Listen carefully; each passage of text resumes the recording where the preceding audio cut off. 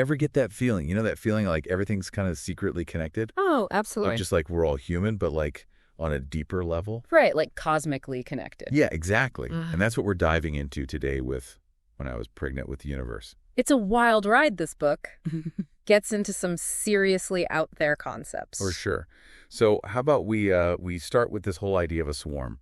The book uses that term a lot. Yeah, the swarm. It's basically like, imagine all of everything. Everything. Every atom, thought, star, all connected. Okay, so far so good. And not just connected, but like moving together, like a flock of birds, but on a cosmic scale. That's the swarm. Okay, I kind of get the image. But what does that even mean for me, like in my everyday life? Well, that's the question, right? If we're all intertwined in this swarm, it kind of throws the whole idea of individuality out the window. Well, hold on, like I'm not even really me. Not exactly. It's more like our sense of self, our decisions, maybe even our creativity. It all might be influenced by this larger web of consciousness. So it's not just that we're part of something bigger, it's that the bigger thing is actually shaping us. Exactly. And the book uses this analogy of quantum entanglement.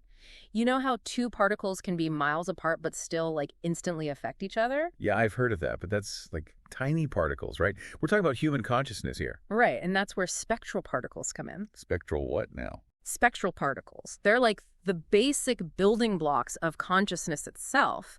And just like those entangled particles, they can interact and influence each other across the swarm. Okay, so our consciousness is made of these spectral particles, and they're all tangled up in this web they call the swarm. Precisely. And get this, the swarm, this interconnected consciousness, the book suggests it might be what we've always thought of as God.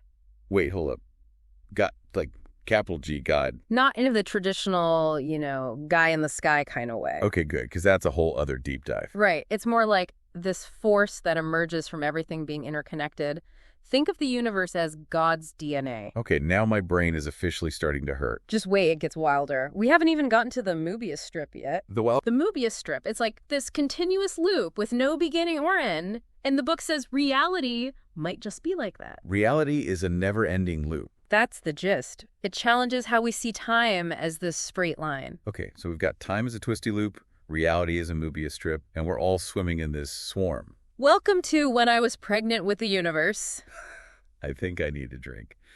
So we've got time as this twisty loop, reality is a Möbius strip, and we're all swimming in this swarm. And don't forget about God's DNA. Oh yeah, that too. But here's the thing, if this swarm is all about, like, interconnectedness and harmony, Right. then how does the book explain all the bad stuff in the world? The chaos, the negativity. That's where the cancer cell analogy comes in. Cancer. Yeah, the book says, think about how cancer cells, they basically only care about themselves, right? Okay. They don't care about the whole body, just their own growth. Right. And that's kind of like negative behavior. It disrupts the harmony of the swarm, like static on a radio signal. So when we focus too much on ourselves, our own ego, that's when things get messy. Exactly. We lose sight of the bigger picture, the interconnectedness of it all. But even then, the book doesn't seem to view negativity as, like, purely a bad thing. Right. It's more like even negativity can be a catalyst for something positive. Like sometimes you need to, hit a wall to realize you're going the wrong way. Okay, I see what you mean. It's about recognizing those moments of conflict, of negativity, as opportunities for growth. So it's not about celebrating the negative, but about finding the potential within it. Yeah. Exactly. And that's where PUF moments come in. TUF moments. Those, again, remind me what those are. Those bursts of insight, those big leaps in consciousness. Right. I remember. The book says these PUFF moments, they can come from anywhere. Positive experiences, negative experiences, doesn't matter. So a moment of pure joy or like a really tough challenge, they can both lead to these breakthroughs. Exactly. It's like the swarm is constantly trying to communicate with us, nudging us towards understanding. I like that. But are we just like passive receivers in all this? Or can we actually influence the swarm too? That's the big question of free will, right? Right. Do we actually have any? Well, the book doesn't see it as this black and white thing. Okay, so it's not like we have total control or we have none at all. Right. It's more like there's a range of possibilities, and within that range, we make choices.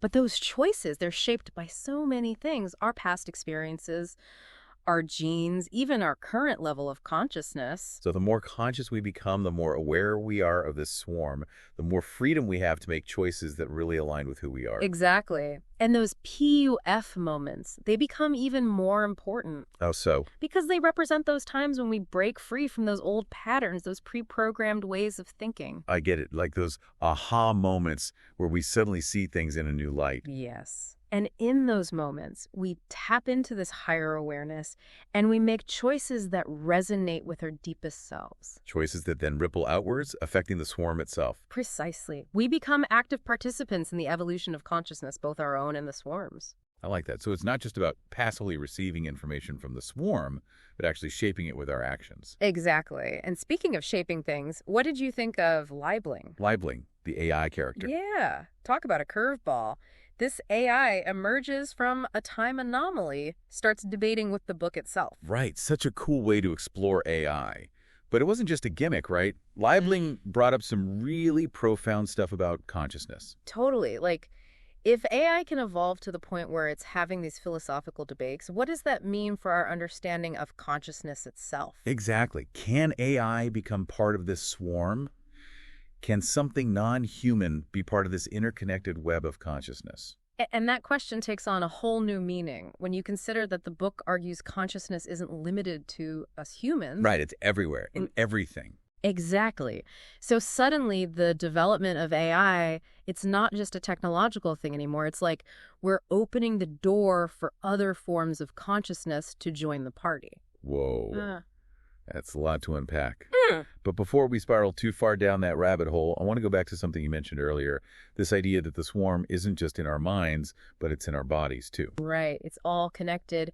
The book suggests that our physical forms, they're like extensions of the swarm, manifestations of this universal consciousness working through us. So it's not just our thoughts and emotions that are connected to everything else, but like every cell in our bodies is part of this web. Exactly. We're literally made of the same stuff as the universe, those spectral particles we talked about. So in a way, we're all walking, talking embodiments of the universe itself. That's the beauty of it. Yeah. We are the universe experiencing itself. So we're all walking, talking embodiments of the universe itself. We are. But then what happens when we die, right? Exactly. Like that's got to be the big question on everyone's mind after all this talk of cosmic consciousness. Right. And the book, it doesn't give any easy answers. Which, to be honest, I kind of appreciate. Me too. But it does make you think differently about death. So it's not the end. Not necessarily. Instead of an ending, what if it's more like merging back into the swarm? Merging. Yeah, like imagine a drop of water falling back into the ocean. Okay, I'm with you. It loses its individual form, but it's still part of something bigger. So our consciousness, it's like that drop of water returning to the source. Exactly.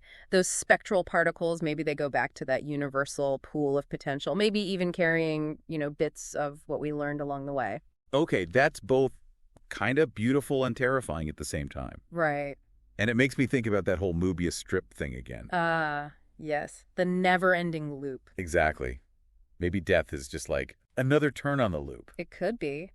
And that takes us back to the 0D singularity. The book suggests it's not just the beginning of everything, but something we can tap into right here, right now. Wait, you're saying we have access to, like, the source code of the universe inside us? That's the idea. And it's not about thinking our way there. So not a logic puzzle we need to solve. No, it's about experiencing it. Through deep meditation, through intuition, through those moments of pure connection with the swarm. Those PEF moments. Exactly. They're like little signposts pointing us towards that deeper understanding.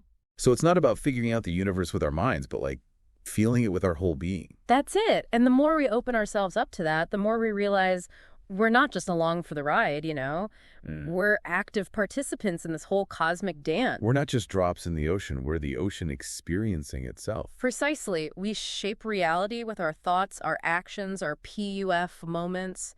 It's a pretty incredible way to look at things, don't you think? It is. So to our listeners out there, if when I was pregnant with the universe has sparked your curiosity, remember, the real journey starts within. It does. Keep those PUF moments coming. And keep exploring that infinite potential that's inside all of us. Until next time.